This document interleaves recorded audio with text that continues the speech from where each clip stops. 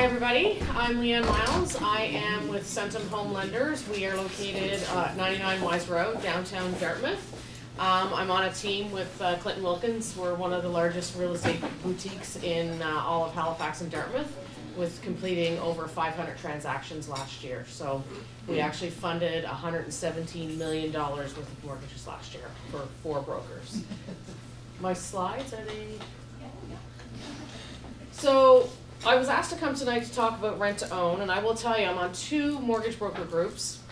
One is called I Love Mortgage Brokering, one is called Women in the Mortgage Industry. And literally, the women in the mortgage industry, you go out there, you get positive thoughts. Same thing on the other one. If I were to write rent to own on either one of those sites, every single broker in the industry would tell me to run in the other direction. However, having been a broker for 6 years now, I've actually run across this. And it can be a real issue if it's not done right, but when it's done right, it can really work for the person that is buying the home as an investor, as well as the person that's looking to get into real estate or to be able to own their own home through a rent-to-own process. Want to grab the next slide? So this is just my information. That's not very well lit, is it? We're at Wise Road. I've already gone over that. So if anybody wants to get in touch with me, I've passed out my business cards. Take a photo of it so that you have it. So the rent to own. Rent to own is a contract between 2 people. A person that owns a home and a person that wishes to buy that home. The person that wishes to buy that home is somebody that cannot obtain mortgage financing. And they can't obtain it for many different reasons. One could be down payment. Maybe they haven't saved enough. One could be debt ratio. Maybe they're professionals and they're carrying a lot of debt right now. The other reason could be their income on paper. Maybe they just started out being self-employed. And the other reason is credit. Okay? Rent to own, when people are getting into these types of products and doing these strategies, your contract between you and your buyer is probably the most important piece. So what I'm going to do, and it's going to be a snippet of each one, and I could delve very deeply into each side, but I'm going to give you a high overview of the investor's perspective. So if you wanted to go out and you wanted to buy rentals and you wanted to do the rent-to-own strategy with people coming into your homes that you've bought as investment properties, I'll go over the pros and cons of that.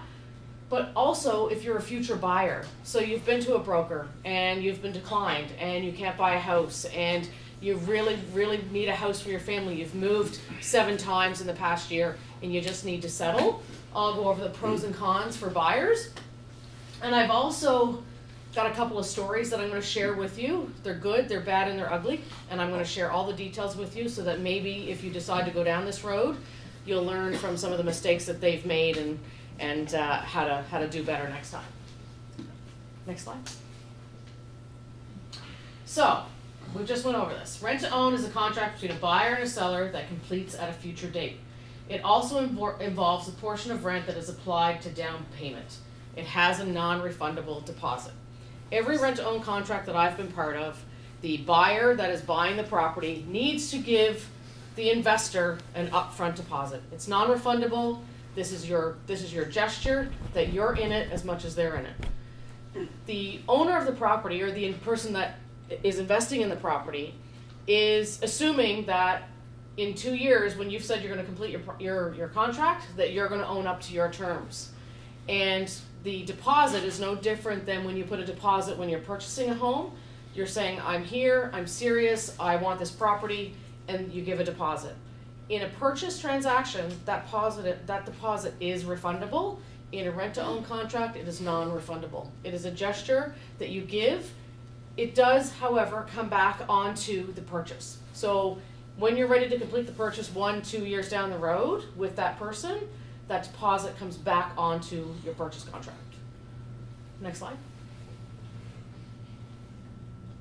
Oh, there we go.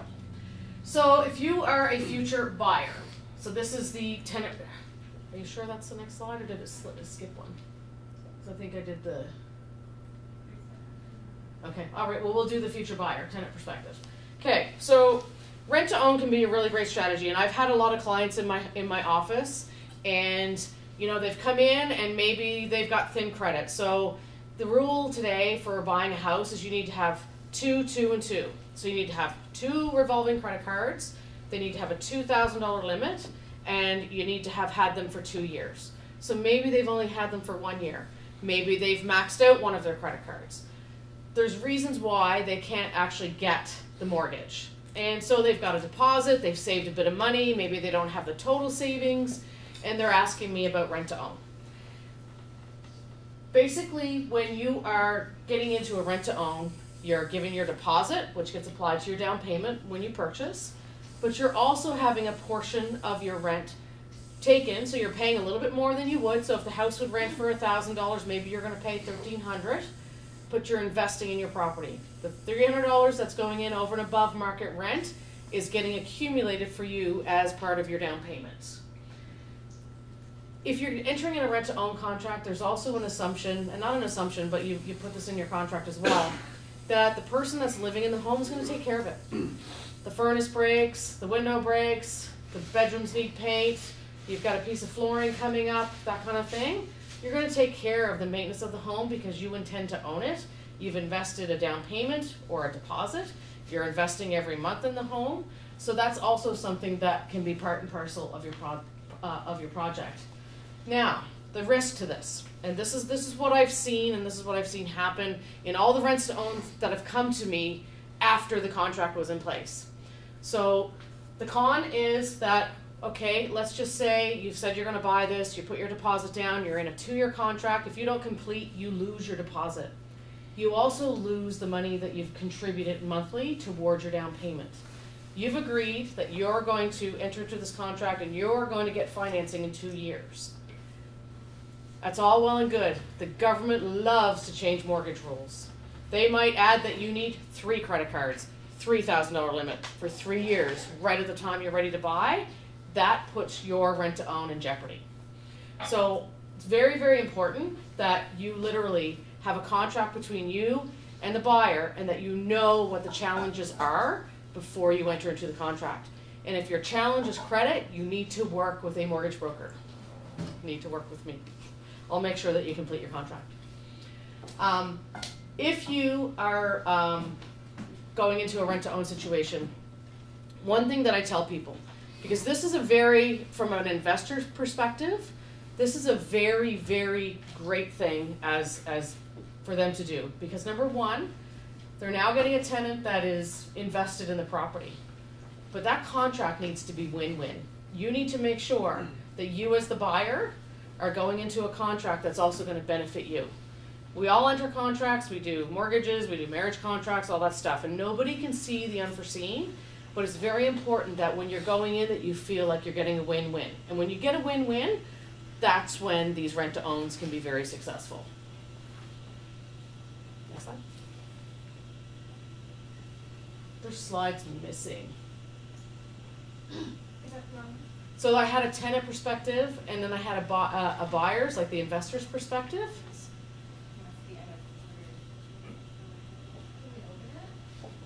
Yeah, that's okay. Okay, so so what did I just talk about? I talked about the buyer's perspective. Okay, so buyers, close your ears, because I'm going to talk about the advantages of being the actual person that is buying the property and bringing in a tenant that's rent-to-own. And I touched on it slightly, but basically when you bring in somebody that's invested in the property as you are, you reduce your vacancy, you reduce your move-out rate.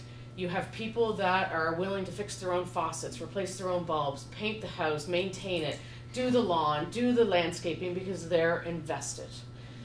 These rent-to-owns, you're getting a deposit, so now when you're going to do investment properties, you're buying a duplex and you're going to rent-to-own one side, you have less money you have to put out at the time. That money's going to come back off the contract when they buy it, but you have less money that you have to outlay up front. You're getting more money per month on the deal than you would have gotten should you not be renting. Should the contract not complete, you are in the money as the investor. And that's why I say that the buyer needs to make sure that they're doing it as a win-win, because the buyer is often the one in a rent-to-own situation that feels like they can be screwed over. Okay? So this is basically, in a nutshell, The other thing, and I have a friend of mine, she's in BC, her family owns a private lending company. And the one really cool thing about rent to own, and I'm part of a couple of groups on Facebook, and they are, you know, tenants to avoid, that kind of thing. And it's sharing stories of some of the nightmares that landlords have had to endure. In rent to own contracts, you don't get those nightmares. The person that's coming into the home, they want to be there, they want to live there, they want to live in their community. They also want to be part of that community. So rent to owns can also do that for people. So in Windsor town is notorious for rentals and people being very transient and that kind of thing. If people were renting to own and actually had a stake in the real estate that they were living in, it changes the mindset, it changes the dynamic of the relationship, it changes the whole contract. Next slide. So, I'm going to tell you about the stories and my experiences with rent to own. I had a couple come to me, this is about 4 years ago now. They had been in rent to own for 4 years, okay? She was in school, he was in school, they got out of school, they had a mountain of debt, but they were in a rent to own contract. And oftentimes what I see is a rent to own being an aunt or an uncle or a family member that's willing to help out another family member. So this was something that I had seen with this couple. So it was her uncle or her aunt, they had entered into this contract. So they were paying $200 a month over 4 years. Do the math on that, okay? So they had a significant amount of money. They had been to the bank with their rent to own contract. They had been to a broker with their rent to own contract. They had been to 3 brokers with their rent to own contract. And nobody would finance them. Because number one, the property that they were trying to buy wasn't in great condition. Number two, the landlord had not kept the money that they had given as part of their down payment. The landlord had not kept a bank account with the $200 a month that they were putting towards the down payment. So now they have no money to put down.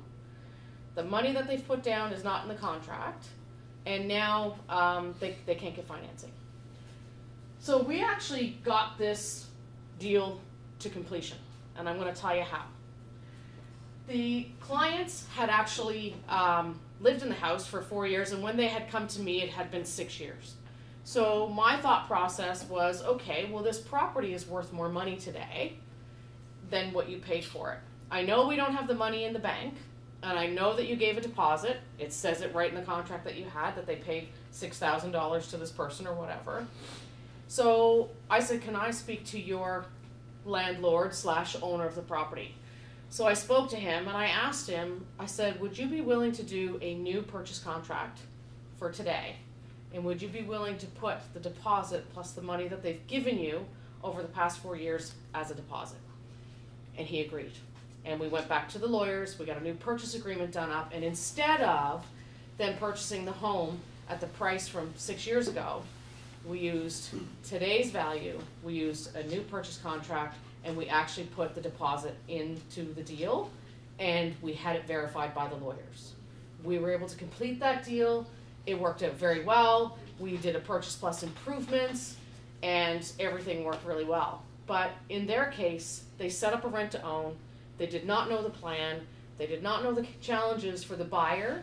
And the landlord also didn't realize that he had to keep the money for the buyer in a separate bank account that accumulated, because that is part of their future down payment. Okay?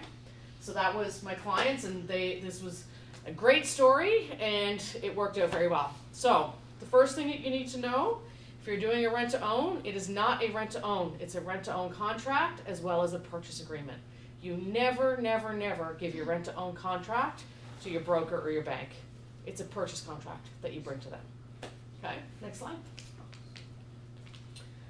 So, this is Mikey. This is another rent to own contract. It was in Sackville area. And the client came to me, she had been in the house for 6 years, very similar to the other one. And she had completed repairs, she had done upgrades, she'd replaced flooring, she put in new doors, she had done all kinds of work to the home. But when she came to me, her credit was very challenged. And so when she came to me and said, I want to buy this house, it's $180,000, I have $17,600 that I have in my rent to own, and I want to buy it. Well, if you do the math on $17,000 and 180, it's not 20% down, and we need 20% down to do alternative for credit. So her rent to own owner did not keep her money in a bank account. So we had $18,000, we had no proof of it anywhere. We had it in a rent to own contract, but it wasn't in a bank anywhere. When you're going to a bank and you don't have proof of down payment, nobody's going to give you money. You have to have the cash down, we have to prove where it came from, we have to prove that it's not laundered, that kind of thing. So because her credit had changed significantly, and because her value had changed significantly, I approached one of my lenders and I said to them, so she has a rent to own contract, but she bought it for $180. I believe her house today is worth $240,000. Could we lend her money on we call it a title transfer switch, which is really an oxymoron in my world because you can't really do a title transfer refi, switch, whatever. And they said, okay, well, what do you think the house is worth? And I said, well, I think it's worth $240. She owes him $180 less the $17,000 that she's given him. Can we make this deal work? So they said, sure. So what had to happen, though, is her landlord had to add her to title the same day that we were doing the purchase, and then he would come off, and then she would own the property. And we would base it on the future value. So today's value is worth $240. We were able to lend her 75% of that, get it in place. Her landlord refused to sign the title. Her landlord refused to refund any of her money. She went to a lawyer. She hired a lawyer. She went 6 months. After she moved out of the house, after the rent to own did not complete, she moved out of the house. The house burned to the ground. Funny that. And so she sued him. And she lost. She lost every penny that she put into that rent to own. She lost the equity that she built. She lost, she was the one that upgraded the kitchen. She was the one that did all of those things. And so that is the ugly side of a rent to own. The judge said she had no leg to stand on because she did not complete her contract in the set amount of time. She came to me after the contract was expired because she had life challenges and credit challenges and that kind of thing. So that is probably the biggest risk in a rent-to-own situation, is a buyer going in really excited, wanting to do something, but not realizing what the challenges are. Not realizing that the government can actually change the mortgage rules, and even though you're on the right path, you're completely taken off that path, okay? But as a strategy though, there is a couple in Alberta, and they have started their real estate business doing rent to own. They had no money starting out, and so they entered into a rent to own contract. And in Nova Scotia for the past 3 years, we've been in, Greg and Amanda talked about the market and that kind of thing. So 3 years ago, you were buying a house, your value was either staying the same, and in some cases I was seeing values come in lower than what people paid for them. In Alberta, during the boom, and they started this during the boom, they would go in and they would buy a property with a small deposit. They would do a rent to own. A portion of would go to. But how they were smart is they negotiated the purchase price on today's amount. So the lift that came into the deal, so say they bought a house for $300,000, they would put $10,000 down, they would do a rent to own for $300,000. But in 3 years, that same house was worth $400,000. They got the lift in the property, and they negotiated their contracts that way. So as a buyer, they were incredibly smart in making sure that they negotiated the purchase price up front that didn't have an inflation to it. So some landlords will agree to a price today. Mikey, her guy, literally agreed to sell her the house for $180,000 6 years ago. Had no idea that it would be worth so much more years down the road. So I suspect that's why he didn't sell her the place, because he realized he made a mistake and wanted the money for himself.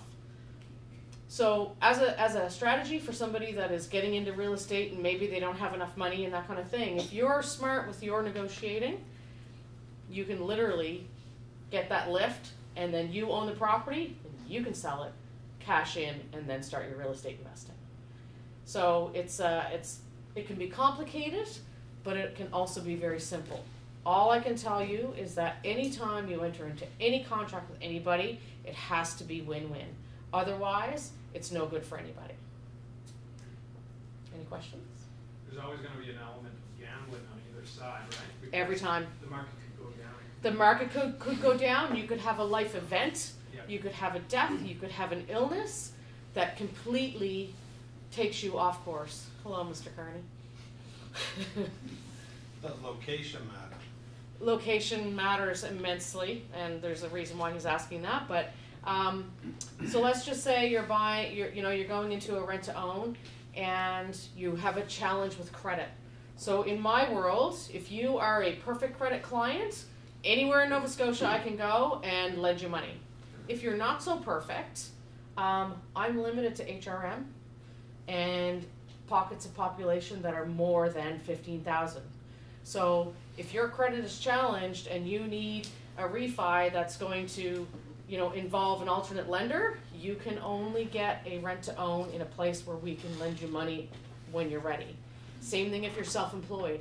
So unless you're going to claim oodles of money on your income tax, we are stuck with specific lenders that will do your deal. So if you're planning to get into a rent to own and you're going to be the renter, you need to know where the landmines are today, and I've used that word a lot, but you need to know where they are so you can mitigate the ones that you know about. I'm not saying that they're not going to creep up in other places, but we help you with that. Brandon. I have a few questions. So the rent to own is more or less the same as a lease purchase option contracts? Yes. Same. Yeah. And the landlord has to keep the credit options in a separate bank account then? Not the credit options. They need to keep the money that's over and above the down payment in a separate bank account. $300 going towards the purchase price, they have to keep that $300 Yep. in a separate bank account Yep. and bring that to the bank. Yep. And what's usually the average deposit? Is like 1%, 2%, 3,000? That's negotiated between the seller and the buyer. So it's got to be win-win. And typically, if you're serious about something, if you're serious about something, you need to give. I say 2.5%. It's half of your 5% down. So it's a gesture on your part to say that you're going to take ownership of becoming a buyer in the time frame that you've indicated. But 2.5% to me would make total sense. Have you ever seen them like renegotiate after the contract was over? Yes. Like another year, add like one Yeah. 2 more years. You need to have a renewable feature, because you can plan for the expected, but it's the unexpected, and the unexpected is the government changing the rules. And that's probably been one of the biggest things. And when the government changes the rules, it shrinks lending areas, it shrinks all these other different things. So maybe if you were in the same environment and 2 years pass, and if nothing changed, you would have been financed. But now, because of the government rules, now you're just outside that box. So you have to have an ability that if there's something outside your control, that you can renew that contract with that. And my last question was, say if you signed the contract for say $200,000, Yep. it was for 3 years, and 3 years it was worth $240,000, and you were ready to buy it on that date, but they refused to sell it to you because there's $40,000 more profit they could get for it. Even though your contract is up, can you sue them because they refused to sell you that property? You can. And you should win since you tried to buy it and they refused. My client didn't win. Well, depends how your contract's written. Right? If It's during the contract, as long as you're inside of the. As long as you're inside If you're inside of the option period, you've got the right to buy it. Yeah, You got the right to buy it. They're obligated to sell it to you. Yeah. What's It's your that? option to buy it, but the landlord is On that obligated date to sell when you it. go to buy it, if they refuse to sell it to you, They're They can't. obligated. you can't. They can't. she was outside her contract, right? She was outside the time. She didn't get her financing in place. She was outside the contract. But if you're still inside, you could. If you're still inside, it's contract law. It's take it to court. Or I think Paul was next.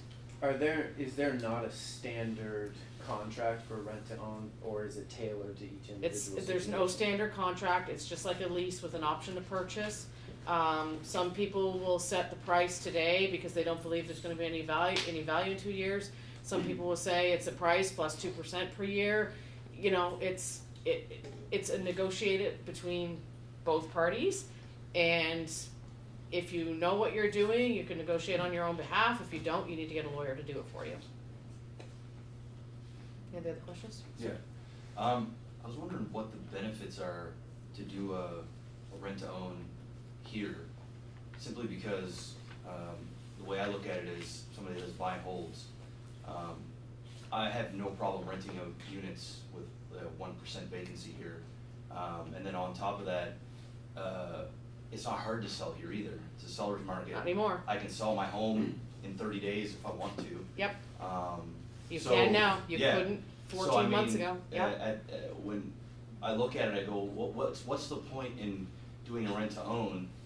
What's the benefit for me unless I'm trying to target people that financially are just not able to buy a home or fiscally so? You may be doing it because you've had renters that have been in and out. You've had terrible luck with people with rentals, and you just want somebody. Maybe you don't want to sell it now, but part of your financial plan is to sell it in a couple of years. So you want somebody that's going to be in there that you know is going to buy it in a couple of years. They're going to maintain it. They're going to take care of it. There's lots of reasons why you would do it, and one of them, if you're doing it to take advantage of people, you're going to get burned. That's just how it is. But if you're doing it to create community, and you know you're at the end of your real estate plan, and Paul is going to come up here and talk, and he's been in a situation where he's liquidated a couple of his rentals and that kind of thing, and it can be part of a strategy. It can be part of a plan to get you to the next level. Because you heard Greg talking about, maybe he's doing duplexes and maybe you want to get into triplexes. Well, if you can get a higher amount of rental income on that property for 2 years, you now have more buying power to catapult you to the triplex, right? Because your properties are cash flowing better, right? Plus you've got money in the bank from their deposit, which you give back to them when you're ready to go, but it can, as long as it's win-win, and I'll keep saying that, then it's a good thing. But yes, if your reason is to exploit buyers that can't really buy, and you have to work with a broker. Like I have a friend of mine who had a property in Tantallon, and she wanted to do a rent to own, and she ran every single buyer by me. She would call me up and she would say, "Can you look at this buyer?" And I would look at that buyer, and they would have big jobs and this and that, but they were twice bankrupt. They can never get financed in that house, in that area. So I could tell her that up front. That's not one that you want. That's not one that you want. So if you're working with a broker that's reviewing the files for you, that's going to make sure that, you know what, yes, these guys are professionals. They're in their residency. They're making $60,000. In 3 years' time, they're going to be doctors and they're going to have their full amount. By all means, you're safe. But if you're not doing your due diligence on the file, if you don't know why the credit is challenged or why it's happening with the person, then you're doing yourself a disservice. In advance. Thank you, guys.